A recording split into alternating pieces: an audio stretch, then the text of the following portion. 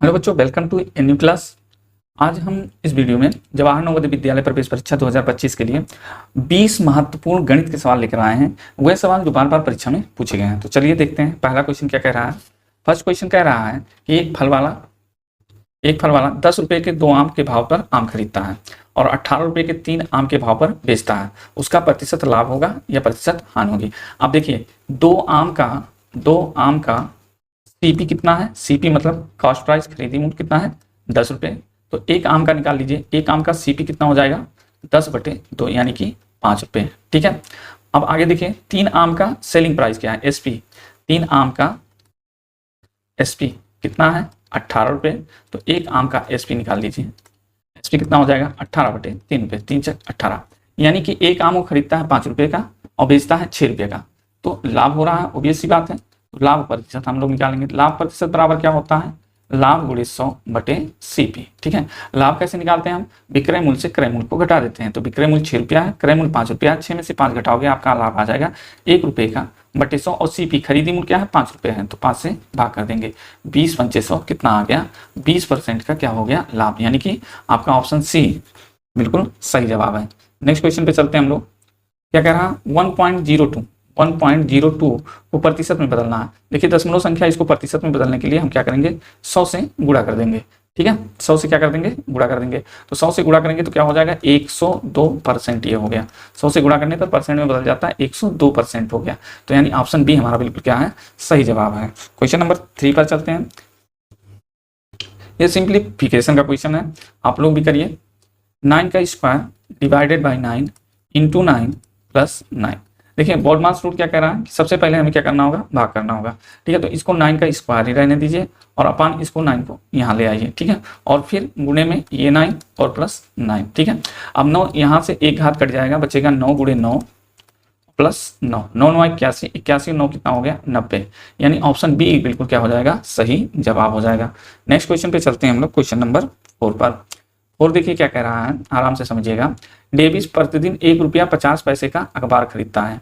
ठीक है, डेविड कोई आदमी है और वो रोजाना 1 रुपया यानी 1 रुपया 50 पैसा यानी 1.5 रुपये का अखबार खरीदता है रोजाना। ठीक है, जनवरी और फरवरी 2021 के लिए उसने कितने रुपए चुकाने पड़ेंगे। यानी जनवरी महीने और फरवरी महीने 2021 में उसने पेपर लिया अगर डेली, तो कितना रुपया चुकाएगा।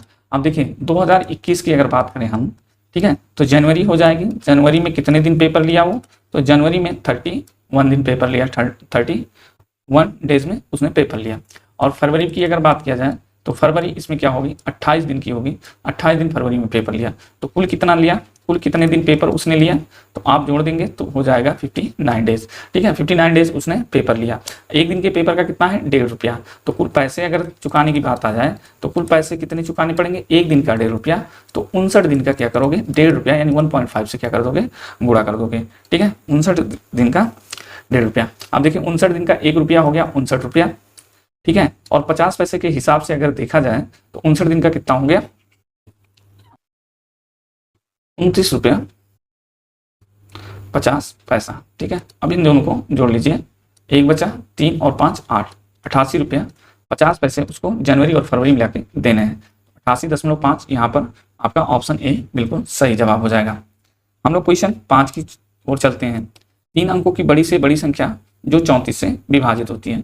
3 अंकों की बड़ी से बड़ी संख्या इसमें से कौन है जो 34 से विभाजित होती है। ठीक है, तो 34 को देखिए क्या लिख सकते हैं हम 17 दूना 34 लिख सकते हैं। यानी 2 से भी विभाजित हो और 17 से भी विभाजित हो वही संख्या 34 से विभाजित होगी। ठीक है, तो इसमें सारी संख्याएं क्या हैं 2 से विभाजित हैं। अब 17 से विभाजित हम देख लेते हैं। ठीक है, बड़ी से बड़ी संख्या पूछ रहा है तो बड़ी से बड़ी से ही हम शुरू करते हैं, यहाँ से शुरू करते हैं। अगर इसको हम काटेंगे तो 17 × 5 = 85, 17 × 5 = 85, 5 90 और 9। ठीक है, 9 5 14, 100 क्या हो जाएगा 48 हो जाएगा। ठीक है, तो 17 × 102, 17 7 119, 17 8 यानी कि 17 से नहीं कटेगा, तो ये तो ऑप्शन है नहीं। ठीक है, अब देखिए 984 को हम लोग चेक करते हैं, क्या 984 17 से कट रहा है, 984 क्या 17 से कटेगा। तो देखिए 17 × 5 = 85। ठीक है, और फिर 17 7 ले जाएंगे बचेगा जो फिर 17.88 आएगा। इसको अगर हम काटेंगे तो ये भी नहीं कट रहा है पूरी तरह से, ठीक है। फिर हम किस पर आ जाएंगे, 986 पे। 986 को हम 17 से भाग देते हैं तो ये कट जाएगा। देखिए 17 पचे 85, 5 90 और 8 8 5 13, 136 बचेगा। 17 अट्ठे 136, ठीक है, ये कट जा रहा है। यानी ऑप्शन जो डी है 986 बिल्कुल सही जवाब होगा। ये 3 अंक की ऐसी बड़ी से बड़ी संख्या है जो 34 से विभाजित हो जाती है। चलिए नेक्स्ट क्वेश्चन पे चलते हैं। क्वेश्चन नंबर 6 क्या कह रहा है, दो रेलगाड़ियां हैं, एक 180 मीटर की है और दूसरी 120 मीटर लंबी है। दोनों क्रमशः 48 किलोमीटर प्रति घंटे तथा 42 किलोमीटर प्रति घंटे की चाल से विपरीत दिशा में चल रही हैं, ठीक है, विपरीत दिशा में चल रही हैं। एक दूसरे को पार करने में वे कितना समय लेंगी, एक दूसरे को पार करने में वे कितना समय लेंगी। तो अगर देखिए दो गाड़ियां हैं, वो एक गाड़ी इधर से आ रही है और एक गाड़ी इधर से आ रही है, तो दोनों की जो चाल है उनको हम जोड़ लेंगे। मान लो ये x किलोमीटर पर आवर से आ रही है और ये y किलोमीटर पर आवर से आ रही है, तो इनका जो सापेक्षिक चाल होगा क्या होगा, x plus y kilometre per hour हो जाएगा, ठीक है। और ये जो रेलगाड़ियों की लंबाई है इसको भी हम जोड़ लेंगे। तो पहले हम निकाल लेंगे कुल दूरी कितना है, कुल दूरी कितना तय करना है उन्हें, 180 प्लस 120 मीटर, ठीक है। तो टोटल कितना हो जाएगा, 300 मीटर उन्हें तय करना है एक दूसरे को पार करने के लिए।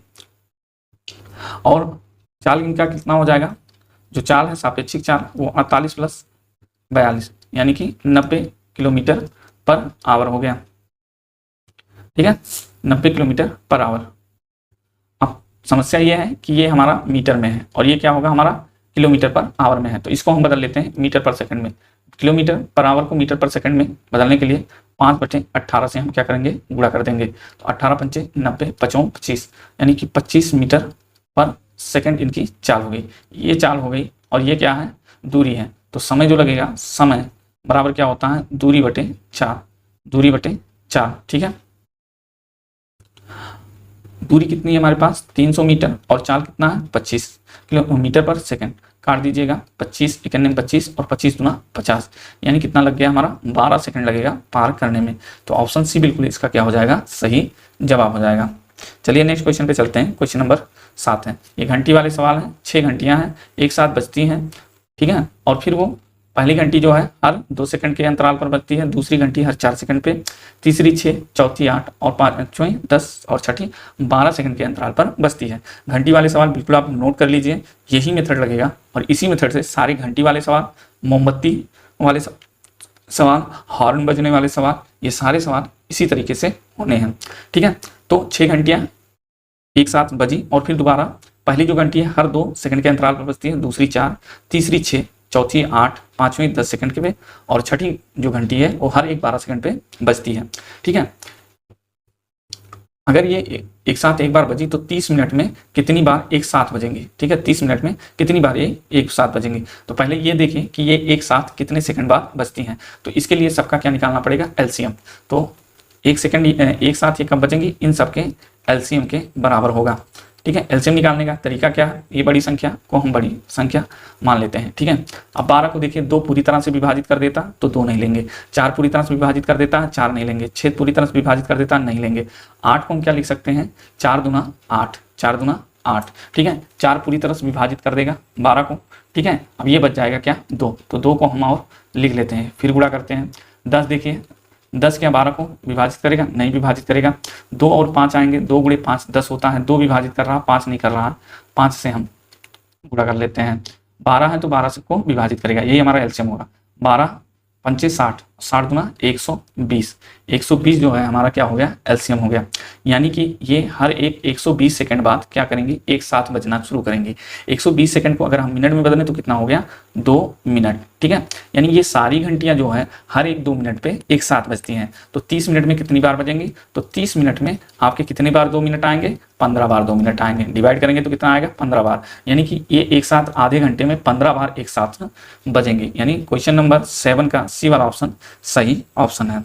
क्वेश्चन नंबर 8 देखते हैं, एक आयताकार बगीचे के चारों ओर तार से घेरने का खर्चा क्या होगा, ठीक है। यदि बगीचे की लंबाई और चौड़ाई कितनी है, 15 मीटर और 17 मीटर। एक बगीचा है ऐसे मान लीजिए और इसकी लंबाई कितनी है, लंबाई है आपकी 15 मीटर और चौड़ाई कह रहा है 17 मीटर, ठीक है। यहाँ तो उल्टा हो रहा है, कोई बात नहीं, ठीक है। अब इसको क्या करना है, चारों ओर से तार घेरना है, और तार की जो खर्च है वो कितना है, रुपया 9, 1 मीटर का कितना रुपया, 9 रुपया। तो पहले हम देख लेते हैं इसमें कितने मीटर लंबा तार लगेगा। तो जो तार की लंबाई होगी, तार की लंबाई जो होगी, तार की जो लंबाई होगी वो किसके बराबर होगी, इसके परिमाप के। इस आयताकार जो बगीचा है इसका परिमाप का, परिमाप क्या होता है आयत का, 2 लंबाई धन चौड़ाई, ठीक है, ये आपको पता होगा। 2 लंबाई कितना है 15, चौड़ाई कितना है 17, यानी कि 2 गुणे 32, 15 17 को जोड़ेंगे 32 आएगा, 32 दुना 64 मीटर, यानी एक बार तार घुमाने में पूरे पे 64 मीटर का तार लगना है। अब 1 मीटर का तार का मूल्य कितना है, 9 रुपया,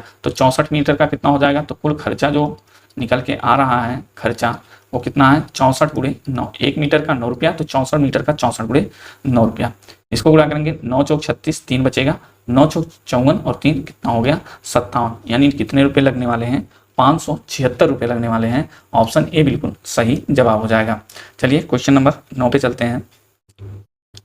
3 के प्रथम 5 समगुणज क्या होंगी, ठीक है। तो 3 के प्रथम 5 समगुणज, देखिए ये 3 और ये 9, ये क्या है, विषम है। 6 12 18 24 30, 3 ये भी क्या है, विषम है, तो ये नहीं होगा, ये नहीं होगा, ये नहीं होगा। इसमें देखिए 6 भी सम है, 12 18 24 और 30 ये सब सम है, और 3 के गुणज भी हैं, तो ऑप्शन बी बिल्कुल क्या हो जाएगा, सही जवाब हो जाएगा। नेक्स्ट क्वेश्चन देखते हैं। 6257 में अंक 2 एवं 5 के स्थानीय मान का गुणनफल निकालना है।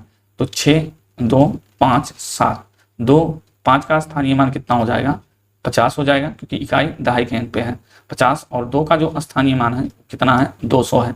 अब इनका गुणा करोगे तो 5 दूना 10 हो गया, और 2 जीरो इसका, 1 जीरो इसका, 3 जीरो हम बढ़ा देंगे, कितना हो गया 10,000। तो ऑप्शन सी जो है बिल्कुल सही जवाब है।